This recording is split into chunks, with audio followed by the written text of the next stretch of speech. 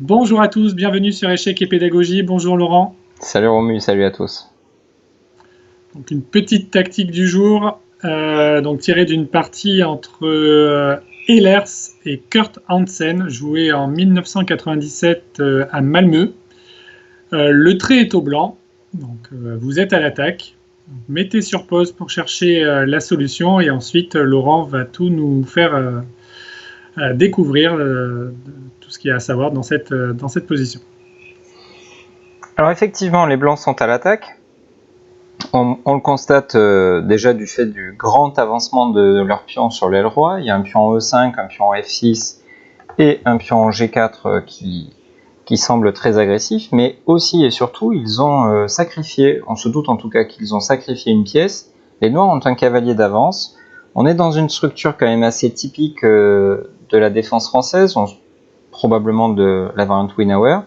Donc les blancs sont à l'attaque au niveau de l'aile roi, et le gros problème pour les noirs, c'est que la majorité de leurs pièces sont entre guillemets hors jeu sur l'aile dame. En tout cas, elles sont en train d'attaquer l'aile dame, mais pendant ce temps-là, évidemment, elles ne peuvent pas être en train de défendre leur roi.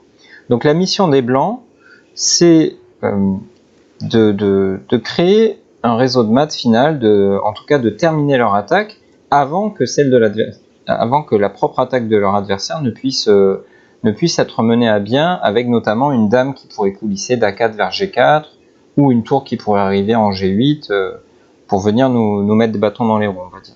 Donc il faut agir très très vite, et surtout il faut bien coordonner les pièces. Alors, on a déjà la dame sur D2 qui est en place, le cavalier est dans les parages, la tour E1 est peut-être celle qui a le moins de perspective, parce qu'elle ne peut pas vraiment avancer sur cette colonne. En revanche, comme on va le constater, la tour F1 a un très bel avenir devant elle. Donc le coup qui a été trouvé par Ehlers, c'est le coup spectaculaire tour F5. Alors, effectivement, c'est un coup spectaculaire parce que tu nous as dit qu'on avait une pièce de moins et tu mets ta tour en prise. Alors moi je fais pas grand chose, mais Ehlers le fait. Alors l'idée est simple, hein.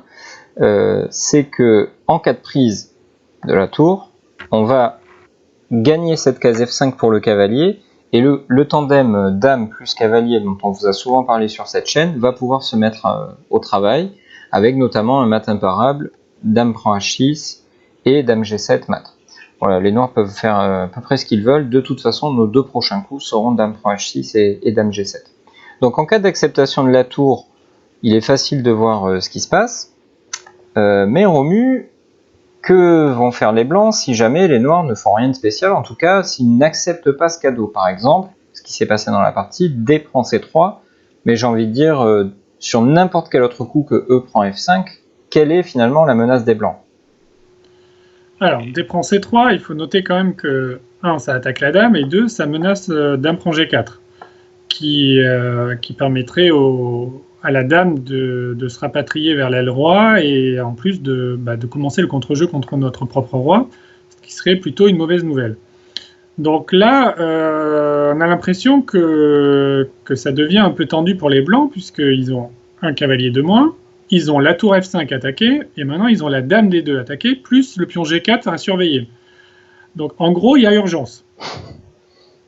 Il faut agir relativement vite, et comme souvent, lorsqu'on recherche un coup décisif, parce qu'on sent que c'est le moment, on regarde les échecs en premier. Et le seul échec que l'on a à notre disposition, c'est le spectaculaire dame prend H6. Et ça tombe bien. Alors, parce Laurent, que c'est le bon échec en plus.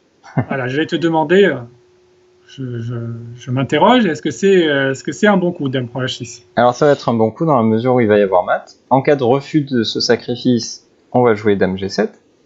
Et en cas d'acceptation, c'était la deuxième idée, finalement l'idée principale de tour F5. On a un joli, même très joli réseau de mat avec une belle coordination des pièces blanches par tour H5, échec et mat. La tour est défendue par le pion F6 participe au jeu en interdisant la case de repli en G7, et le cavalier contrôle la dernière case de fuite au niveau de G6. Donc finalement, lorsque Ehlers, avec les blancs, a joué tour F5, il avait une double idée, c'est souvent ce qui se passe dans les parties de fort joueurs. La première idée, ce serait de gagner la case F5 pour le cavalier, en cas d'acceptation du sacrifice. Mais la deuxième idée, qui finalement est l'idée principale, c'est de faire coulisser cette tour vers H5, notamment après le sacrifice sur H6, et donc on a un réseau de maths. Le roi noir était trop seul finalement pour pouvoir s'en sortir. Oui, encore une fois, une belle illustration de ce que l'on a déjà dit pas mal de fois sur cette chaîne, c'est que lorsqu'on attaque, le matériel compte vraiment peu. On a le bonjour du cavalier en A5 et en C6 qui sont complètement spectateurs de l'autre côté de l'échiquier. Et ce qui est important, c'est vraiment de mettre dans la balance le nombre de pièces qui attaquent avec le nombre de pièces qui défendent. Et on voit que, bien sûr, au niveau des défenseurs, les noirs étaient un peu justes, tandis que les blancs avaient la dame, la tour F5 et le cavalier H4 à l'attaque. Et donc, forcément, c'est sans surprise que quelque chose de décisif existe dans cette position. Merci en tout cas, Laurent, de nous avoir montré cette position. On espère qu'elle vous aura plu, que vous l'avez trouvée.